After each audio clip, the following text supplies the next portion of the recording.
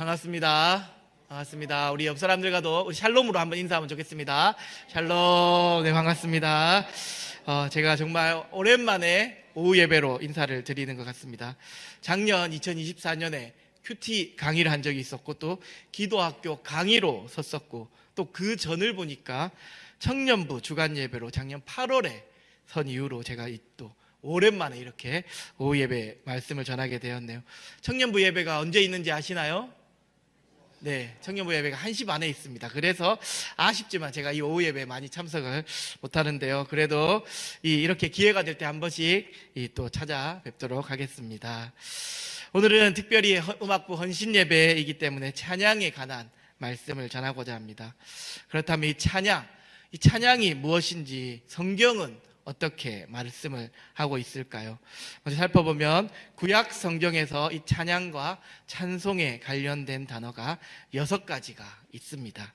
주로 시편에 많이 나오는 단어로서 할랄, 트힐라, 바라크, 미즈모르, 토다, 샤바흐라는 이 6가지 단어입니다. 첫 번째, 이 할랄이라는 단어를 보도록 하겠습니다. 이 할랄은 찬양, 찬송하다라는 의미로 이 구약에서 가장 많이 찬송의 의미로 사용되는 단어로서 이 단어의 원래 본 의미는 빛을 비추다, 또 자랑하다입니다. 그런데 이 단어를 사람에게 적용을 하면 어리석다라는 뜻이 되고, 하나님께 적용할 때에만 찬양, 찬송하다라는 뜻을 가집니다. 따라서 이스라엘 백성들은 이 단어를 사용하며 끊임없이 자기 자신을 자랑하고 싶어하는 그 어리석은 모습을 억누르고 오직 하나님만을 찬양하겠다는 다짐을 하였던 것입니다. 그리고 우리가 아주 많이 사용하는 이 할렐루야라는 단어가 있죠. 이 할렐루야가 바로 이 할랄의 단어를 사용하여 여호와를 찬양하라 라는 명령입니다. 다른 것은 몰라도 음악부원으로서, 또 음악을 하는, 찬양을 하는 사람으로서 이 할렐루야라는 뜻은 꼭 기억하고 계시면 좋겠습니다. 할렐루야가 무슨 의미라고요? 여호와를 찬양하라. 다시 한번 해보겠습니다. 할렐루야는 여호와를 찬양하라 라는 명령입니다. 두 번째는 트힐라, 또 테힐라라고 쓰이는 단어입니다. 이 찬양은 하나님의 이름을 높이고, 이 찬송, 찬양이라는 명사로서 쓰이는 단어로서 이 트힐라가 의미하는 찬양은 하나님의 이름을 높이고 자랑하며 그분의 영광을 빛내고 정하님이 지으신 천지 만물 앞에서 하나님의 위대함을 자랑하는 행위라고 볼 수 있습니다. 우리 모두가 이 트힐라, 정말 하나님의 그 위대함을 찬양하는 이 트힐라의 찬양을 하나님께 드리는 성도님들이 되기를 간절히 소망합니다. 세 번째는 바라크입니다. 바라크는 무릎을 꿇다, 축복하다라는 의미를 가진 단어로서 이 주체가 하나님이고 대상이 사람일 때는 축복하다라고 번역이 되고, 또 주체가 사람이고 대상이 하나님일 때는 찬송하다, 송축하다라고 번역이 됩니다.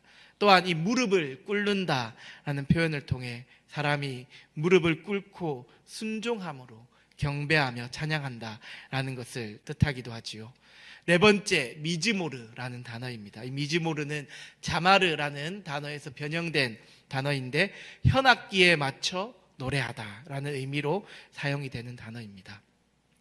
이 시편의 제목에서는 이 단어가 종종 사용되는데, 이처럼 현악기의 아름다운 선율과 함께 하나님을 찬양했음을 우리는 알 수가 있습니다.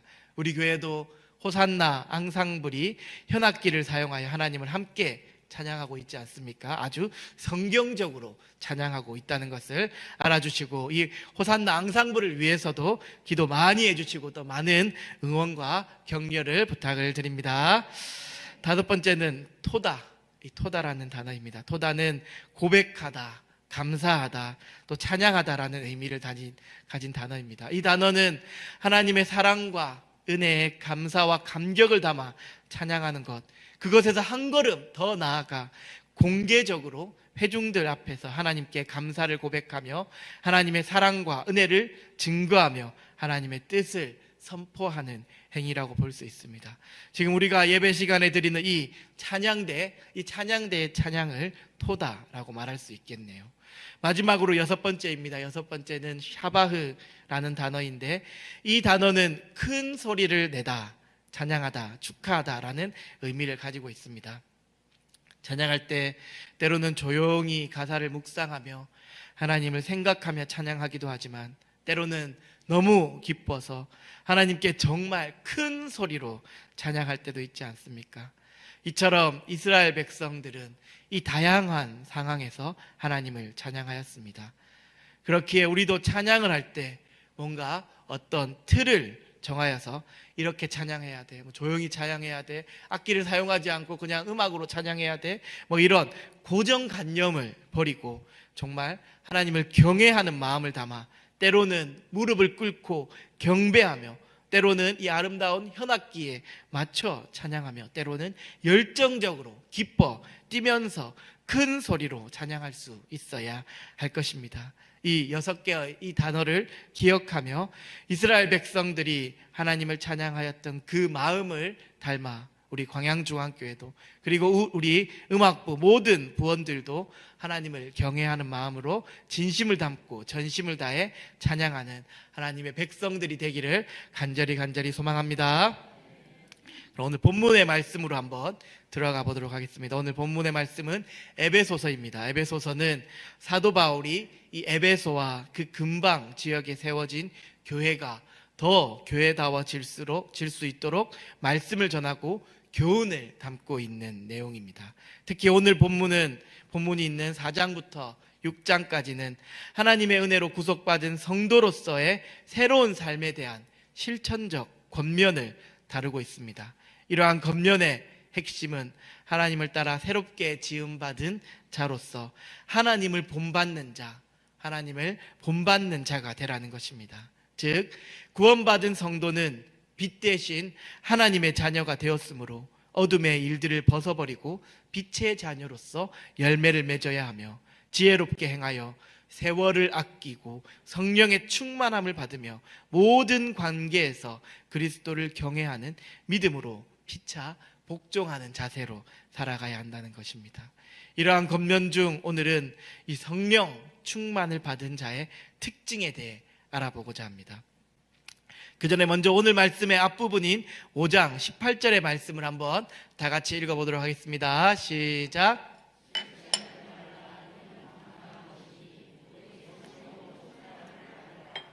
아멘.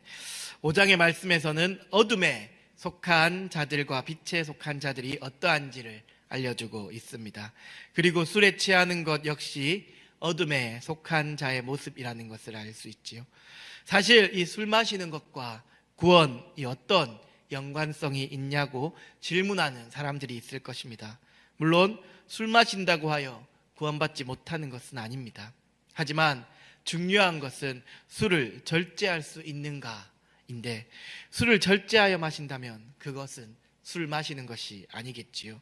저도 이 어렸을 때, 예수님을 믿지 않았을 때 술을 먹었었습니다. 이 술을 먹었는데 절제하며 취하지 않게 술을 마신다는 것은 아마 거의 불가능했던 것 같습니다. 만약에 절제하고 취하지 않게 마셨다면 그것은 아마 술을 마셨다라고 말할 수 없었던 것 같습니다. 이처럼 이 술은 사람을 취하게 만들고, 또 술에 취하게 되면 정신이 혼미하여 판단력이 흐려지고 중추신경이 마비되며 무절제함과 방탕함으로 이어지게 됩니다. 이 모습은 그리스도인으로서 본이 되지 않을 수밖에 없겠지요.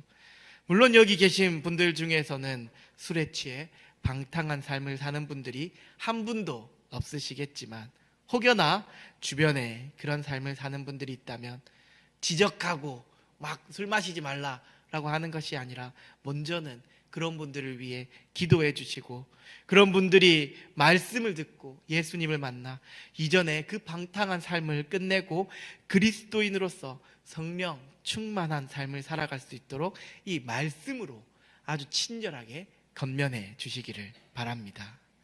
그렇다면 오늘 바울은 왜 이 술 취함과 성령 충만함을 대조하며 말씀을 전하고 있는 것일까요? 이것은 그 당시 사회의 종교적 배경과 상관이 있는데, 당시 이 헬라 세계에서는 기쁨과 근심의 해방을 위해 신들과 깊은 교제를 나누고 신비한 지식을 얻고자 하였는데, 그러한 신 중에 하나가 바로 술의 신인 디오니소스, 이 바커스라고 불리는 이 자에게 제사를 지내는 것이었습니다. 이 술의 신인 디오니소스에게 제사를 지내며 춤과 노래와 음주와 환락이 동반되었고, 그 제사의 절정에 이르면서 사람들은 황홀경에 빠지게 되어 기쁨과 또 근심의 해방을 얻었다는 것이지요. 이러한 헬라 문화에 익숙한 이 에베소 교인들에게 바울은 오늘 이 말씀을 전하며 진정한 기쁨과 평안은 술 취함이 아닌 성령 충만함에서 나온다는 것을 알려주고 있는 것이지요. 그렇습니다. 지금 이 시대는 어떠합니까? 이 시대도 술과 마약, 각종 음란과 도박 등에 빠져 헛된 기쁨과 평안을 쫓는 사람들이 있습니다. 하지만 그러한 기쁨과 평안은 잠시뿐이며 그 결과는 파멸과 죽음입니다. 인생의 진정한 기쁨과 참 평안은 오직 인간을 지으신 하나님께서 주시는 것입니다. 저도 예수님을 믿지 않았을 때 다른 여러 것들을 통해 기쁨과 즐거움을 찾고 평안을 찾고 근심의 해방을 쫓았지만 그것은 다 잠시뿐이었고 결국은 외롭고 허무함만이 남았던 것을 기억하고 있습니다.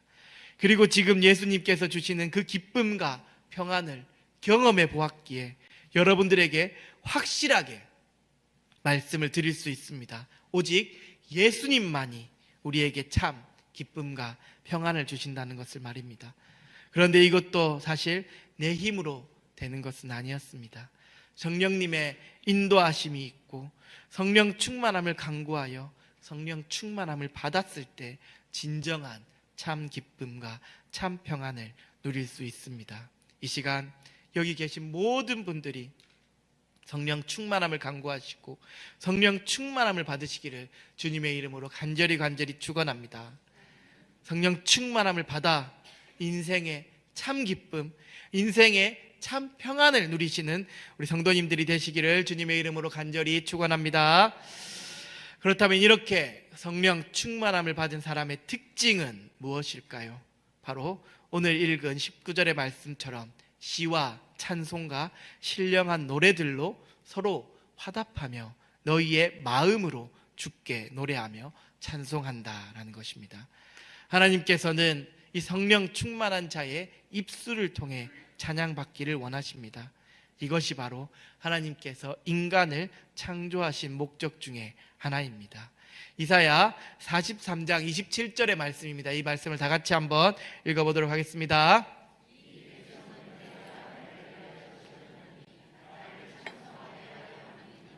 아멘. 하나님께서는 인간을 창조하시고 생육하고 번성하여 땅에 충만하라, 땅을 정복하라, 모든 생물을 다스리라 라고 명령하셨습니다. 이것은 사실 인간의 편에서 인간이 어떻게 살아야 하는지를 명령하신 것이라면 이사야서에서 말씀하는 이 말씀은 하나님 편에서 인간이 무엇을 하며 살아가야 하는지를 알려주는 것이지요. 그렇게 인간은 이 땅에서 아주 열심히 살아가는 것도 중요하지만 살아가는 그 목적을 하나님의 영광에 두고 하나님을 찬양하며 살아가는 것도 아주 중요하다라는 말이죠. 물론 삶이 너무 버겁고 힘들어서 살아가는 것도 벅찬 분들에게 어떻게 하나님을 찬양하며 살아가라고 말씀을 전할 수 있을까요? 그런데 이것은 하나님께서 인간을 창조하신 목적입니다. 모든 피조물들은 그에 합당한 목적이 있죠. 목적에 합당하게 사용되지 않는다면 어떻게 될까요? 그 피조물은 잘못 사용되었기에 폐기 처분될 수가 있습니다. 정말 무서운 말씀이지요. 물론 하나님께서 어떻게 그 사랑하는 자신의 그 백성들을 폐기 처분하시겠습니까? 하지만 그만큼 하나님을 찬양하며 살아가는 것은 하나님의 백성으로서 중요한 의무사항입니다. 그리고 여기서 말하는 찬양은 물론 입술과 악기로만 드리는 찬양은 아니겠지요. 삶으로 하나님께 영광 돌리며 삶으로 하나님을 찬양하며 살아갈 수도 있습니다. 하지만 오늘 말씀에서는 시와 찬송과 신령한 노래들로 찬양하라 라고 말씀하고 있습니다. 시는 이 프살모스라는 단어로서 악기를 연주하며 찬양하다라는 뜻이고, 이 찬송은 휄노이스라는 단어로서 신이나 신화적인 인물을 칭송하는 노래이기에 하나님을 찬양한다라는 노래라고 말할 수 있으며, 신령한 노래는 일반적인 성가곡, 이 찬양곡을 의미하지요.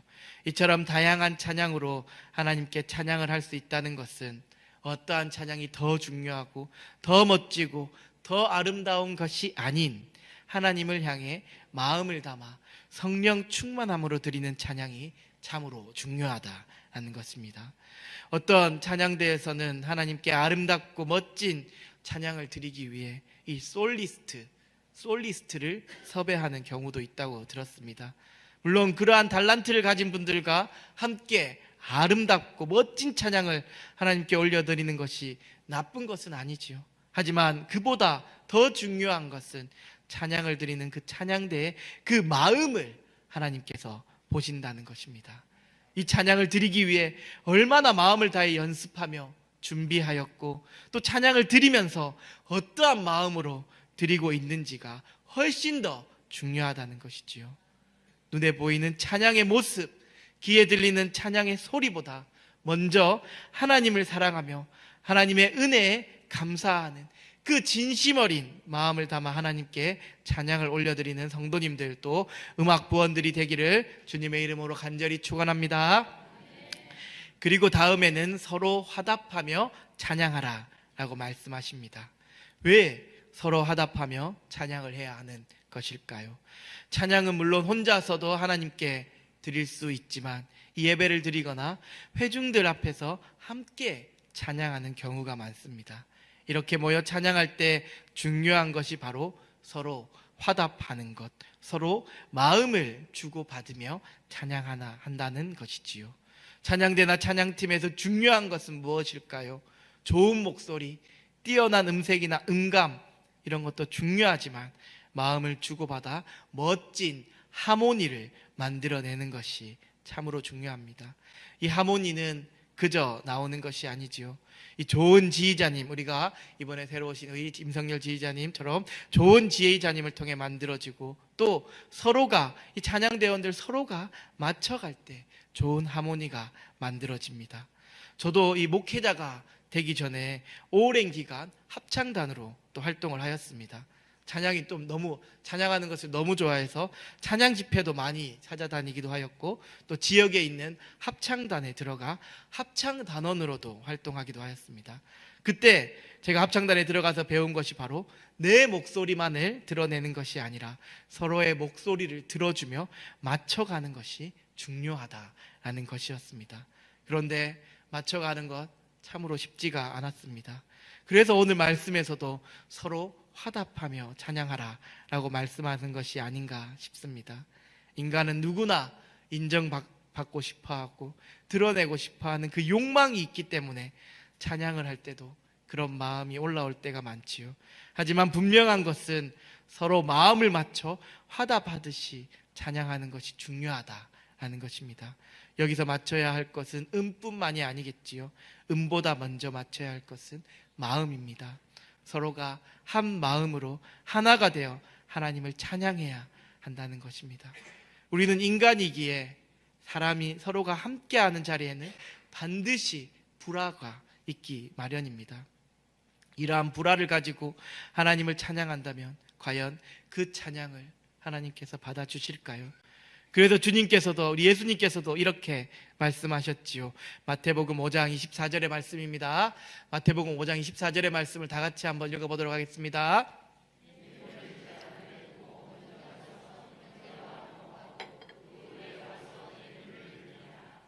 아멘.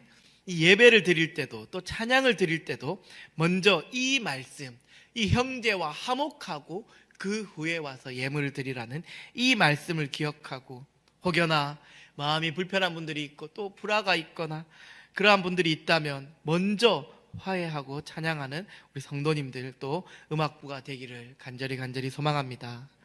물론 쉽지 않다는 것 저도 알고 있습니다. 하지만 오늘 주신 이 말씀, 이 주님의 말씀을 잘 기억하시고 우리는 주님의 말씀을 따르는 자들로서 주님의 말씀에 순종하며 나아가는 우리 성도님들이 되시기를 주님의 이름으로 간절히 축원합니다. 마지막으로 너희의 마음으로 주께 노래하며 찬송하라 라고 말씀하십니다. 우리가 찬양해야 할 대상, 그 대상이 누구입니까? 바로 주님이시지요. 어떤 분들은 찬양대의 소리가 좋지 않다, 오늘은 찬양이 좀 별로네 라고 이렇게 이 찬양을 평가하시는 분들이 있습니다. 그리고 사실 그러한 말을 들으면 찬양대로서 마음이 불편할 수밖에 없지요. 하지만 이 찬양의 대상, 우리가 찬양을 드리는 그 대상이 누구인지를, 그것을 먼저 기억할 필요가 있습니다. 찬양의 대상은 회중이 아닌 주님이십니다. 그리고 그러한 마음으로 찬양을 드릴 때 진정한 찬양이 되는 것이지요. 물론 회중들이 듣고 함께 은혜를 누릴 수 있는 것 너무나도 정말 중요합니다. 그런데 모든 찬양의 시간이 다 은혜로울 수 있지는 않지 않습니까? 때로는 쉽지 않은 찬양에, 때로는 컨디션이 좋지 않아서 틀리기도 하고 잘못 부를 수도 있지요. 하지만 그럼에도 찬양을 드릴 수 있다는 그것에 감사하며 마음을 다해 찬양한다면 그 찬양을 어떻게 하나님께서 받지 않으시겠습니까? 그렇기에 어떤 사람들의 말에 영향을 받는 그러한 찬양이 아닌 오직 마음을 다해 주님께 찬양하는 성도님들과 음악부원들이 되시기를 간절히 소망합니다. 이 찬양을 하다 보면 사람이기 때문에 때로는 힘들 때가 반드시 있을 것입니다. 내가 왜 찬양을 하고 있지? 내가 왜 이 시간에 나와 이렇게 수고와 고생을 하고 있는 것이지? 등등 이러한 마음이 들 때가 있겠지요. 하지만 찬양은 하나님께서 인간을 창조하신 목적, 이 목적이라는 것을 잊지 않으시기를 바랍니다. 그리고 여러분들이 드리는 그 찬양을 통해 하나님께서 영광을 받으시고 반드시 그에 합당한 축복을 주신다는 것을 기억하시기를 바랍니다. 혹시 정말 찬양하면 하나님께서 복을 주실까? 정말 찬양하면 하나님께서 그렇게 하실까? 의심이 되는 분들이 계십니까? 제가 바로 그 축복의 증거임을 여러분들 앞에 저는 당당하게 말할 수가 있습니다. 제가 추수감사절에도 이 간증을 약간 드렸지만 정말 저는 이 주님을 만나지 않았다면 정말 살아갈 수 없는 그러한 사람이었었는데, 정말 주님을 만나고 주님을 찬양하는 것이 너무나 즐겁고 너무나 행복하고 주님께 찬양하는 그 삶을 살아감으로써 지금 이렇게 결혼도 하고 이렇게 여러분들 앞에서 목회자로 이렇게 말씀을 전하고 있는 것이지 않습니까? 그 축복의 증거가 바로 저라는 것을 기억하시고, 그렇게 여기 계신 모든 분들도 그러한 주님을 찬양하는 그러한 삶을 살아감으로써 주님께서 예비하신 그 풍성한, 그 놀랍고도 그 풍성한 축복을 누리고 또 주님을 증거하는 증인의 삶을 살아가시는 성도님들이 되시기를 주님의 이름으로 간절히 축원합니다. 기도하겠습니다. 사랑의 하나님, 오늘 음악부 헌신 예배를 음악부원들과 성도님들이 함께 드리게 하심에 감사를 드립니다. 오늘 말씀을 통해 음악부원들과 성도님들이 찬양의 의미를 다시 한번 되새기게 하시고, 하나님께서 인간을 지으신 그 목적대로 이 찬양을 내 평생 하나님께 올려드릴 수 있도록 은총을 내려 주옵소서. 다양한 모양으로 드리는 찬양들을 주님 기뻐 받아주시고 우리 음악부원들이 한 마음 한 뜻으로 주님을 찬양할 수 있도록 도와주옵소서. 사람들에게 보이며 사람들에게 들려지는 찬양보다 먼저 하나님께서 기뻐 받으시는 찬양을 드리게 하시고, 찬양을 드리는 모든 음악부원들이 서로 화답하며 하나가 되어 주님께 찬양 드리게 하옵소서. 음악부를 위해 섬기시는 부장님, 또 지휘자님, 반주자님들을 축복하여 주시고 또 모든 음악부원들을 그 찬양에도 풍성한 축복으로 응답하여 주옵소서. 오늘 이 음악부 헌신 예배를 허락하시고 우리의 예배를 기쁘게 받아주시는 예수님의 이름으로 기도합니다. 아멘.